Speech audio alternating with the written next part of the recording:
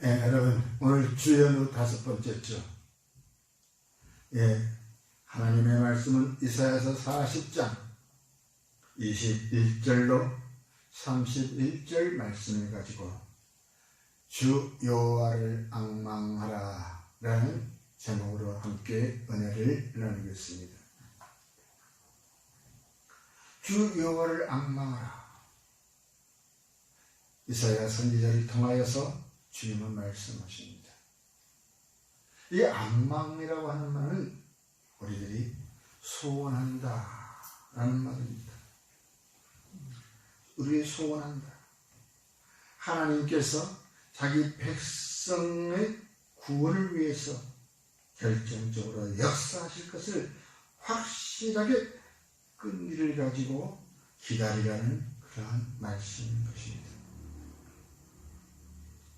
어떻게 우리가 어떠한 이 구원의 일을 위하여 우리가 인내와 함께 소망을 가지고 기다리는가?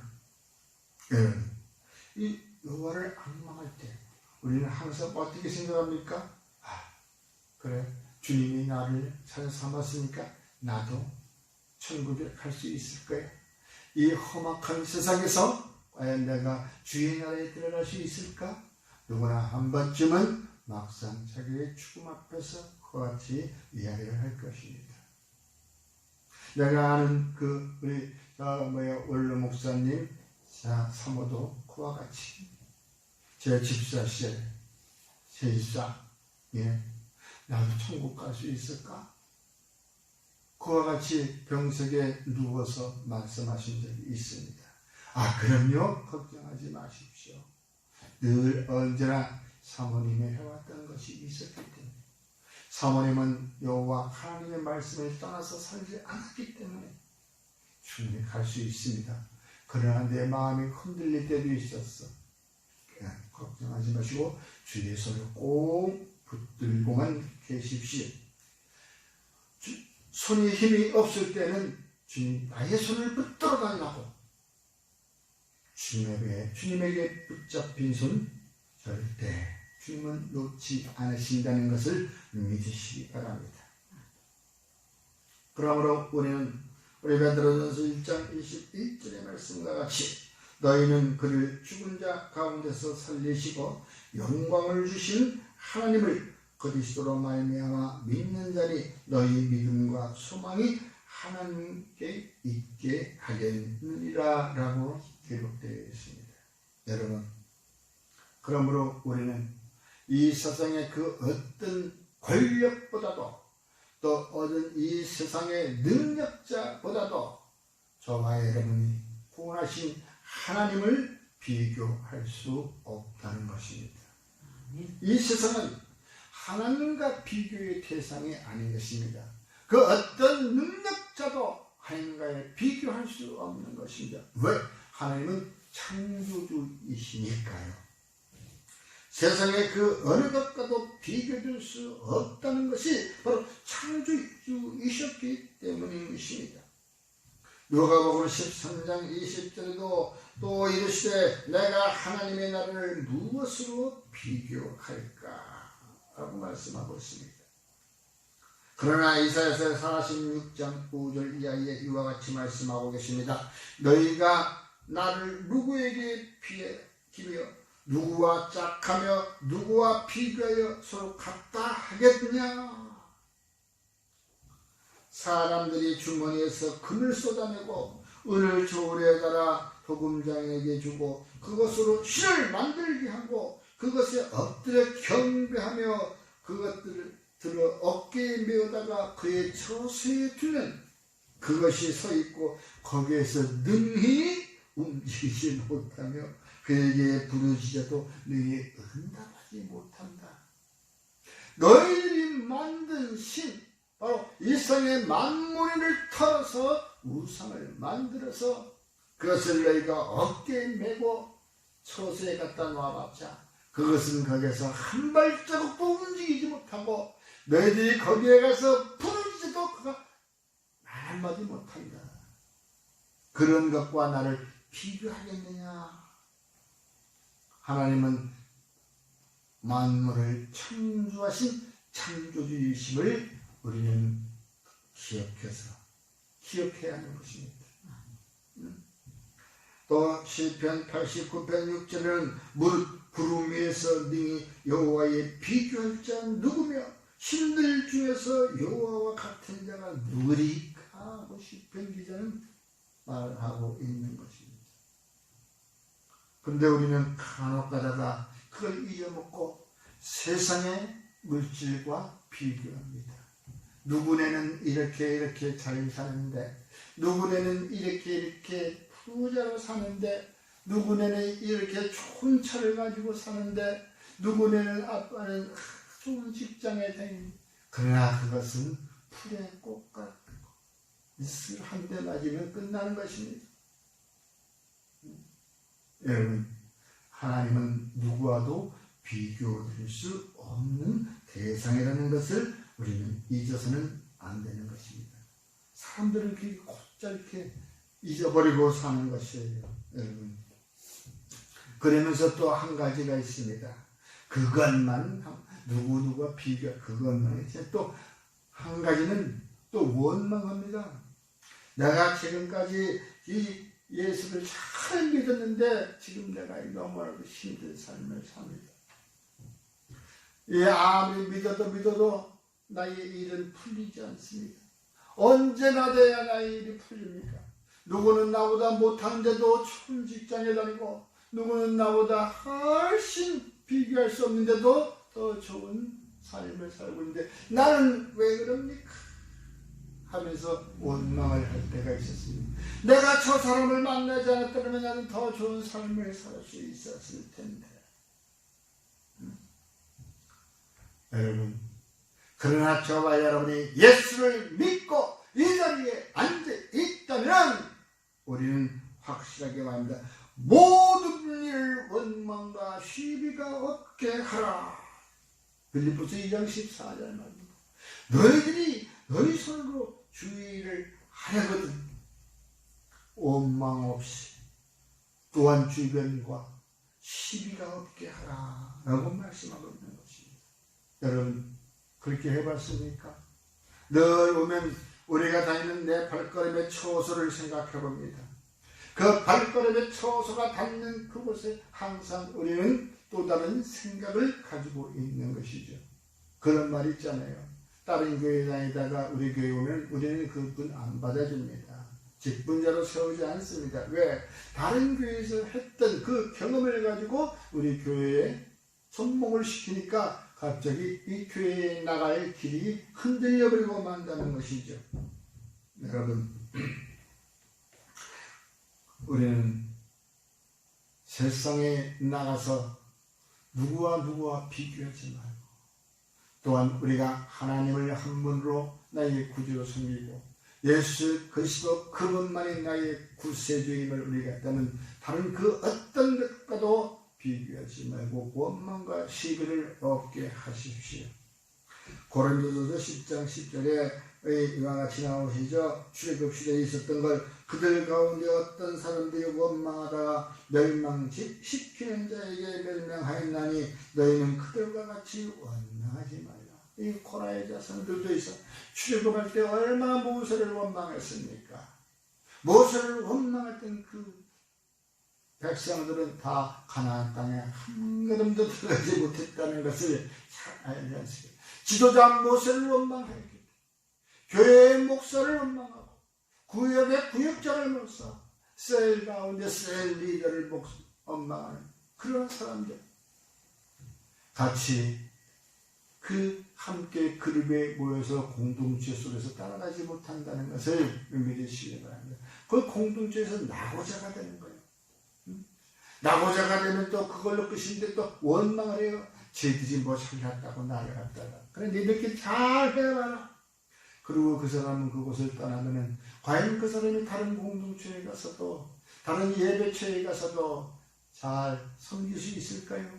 그들 예배처에 다시 새로 모여서 따라가려면 또 거기에 또 다른 또 고민이 있을 것입니다. 여러분, 우리는 이와 같이 얘기합니다. 우리가 어느 한 공동체나 어느 한 리더를 따라갈 때 그 가운데서 우리가 예배를 드릴 때에 우리는 항상 우리들 심령 가운데 있는 음성을 듣지 말고 여호와 하나님의 음성을 들을 수 있는 귀가 열리는 저와 여러분이 되어야 되겠다는 것을 말씀드렸습니다. 우리가 시편 106편 25절도 그들의 장막에서 원망하며 여호와의 음성을 듣지 아니하였도다라는 것은 항상 이 원망하는 무리들이 하는 짓거리입니다. 자기의 음성, 자기의 내적 속에 있는 음성만 듣지 주님이 우리에게 하시는 레마의 말씀을 듣지 아니하는 거예요. 그러다 보니까 자기 목소리가 더 커지는 거예요. 자기가 드러나는 거예요. 여러분, 바로 저와 여러분들이 나를 드러낸다는 것은 바로 그런 식입니다. 여기에 무리에서 하는 것이 도저히 마음에 안 들어. 그러니 우리가 이렇게 해봅시다. 또 저렇게 해봅시다. 자기가 세상에서 하던 방식대로 이끌어가는 거예요. 그러면 교회가 바로 세상에 이끌어가는 거예요. 내가 세상에서 이렇게 했더니 성공했습니다. 그랬더니 우리 교회도 이 방법을 동원해서 나를 따라오십시오. 우리 양동교회도 그런 사람들 있잖아요. 말씀만 중요하지 말고 세상에 나가서 거기서 뭘 나눠주고 또 그 사람들을 오게 해서 같이 우리가 식사를 하고 그런 사람이 있었단 말이에요.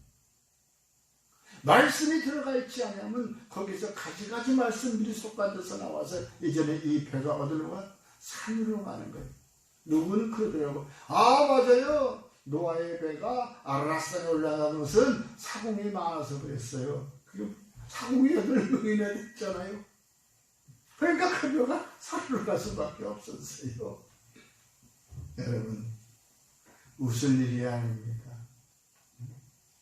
거기에 8명의 사공은 노아의 말을 잘 따랐던 사람들입니다.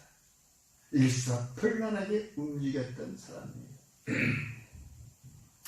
아무리 자식이라고 하고 가족이라고 하지만 그래서 가족은 하나의 공동체, 같은 공동체를 이루어야지 엄마는 딸은 이 교회에 나가고 또 딸은 다른 교회에 나가고 아들은 저쪽 교회에 나가고 이게 아닙니다.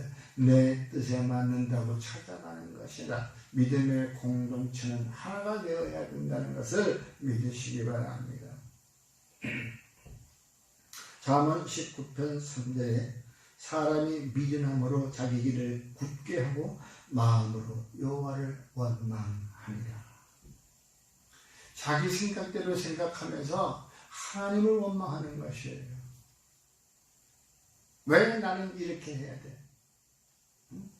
왜? 원망하는 마음이 속에 있었기 때문에. 그것은 곧바로 자기의 미련함을 나타낸다고 성경은 기록하고 있습니다.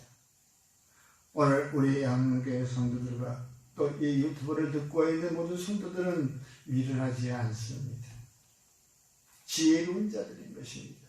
그러므로 여호와를 앙망하며 우리에게 고난이 온다 할지라도 기다리며 소망을 끝내 이루어가는 저와 여러분이 되기를 주의 이름으로 축원합니다. 그것이 곧바로 우리가 여호와를 앙망해야 한다는 것이죠. 여호와 하나님을 소망 가운데 기다리는 저와 여러분들은 축복, 은혜 있는 자인 것을 믿으시기 바랍니다. 모든 것을 참으며 모든 것을 믿으며 모든 것을 바라며 모든 것을 견디는 그러한 사람들 꼭 여호와를 앙망하기 때문에 그런 것입니다. 여호와를 앙망하지 않는 자 조금만 시전이 나도 쓰러져 버립니다. 바람이 불어와도 쓰러져 버리고 태풍이 불어오면 또 그 배는 그냥 침몰하고 마는 것입니다. 여러분, 저와 여러분 여호와를 앙망하며 그 소망 가운데서 하나님의 구원하신 백성인 것을 믿고 기다리는 것이 하나님으로부터 우리에게 주신 은혜인 것입니다.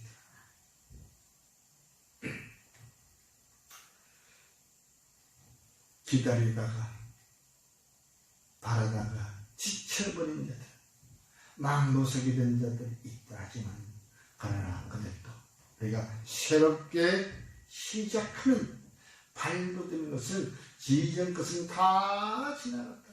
내가 지금까지 힘들게 지내왔던 것 다 지나가고 새롭게 발돋움하며 일어날 수 있는 것은 바로 여호와를 앙망하기 때문이라는 것을 믿으시기 바랍니다.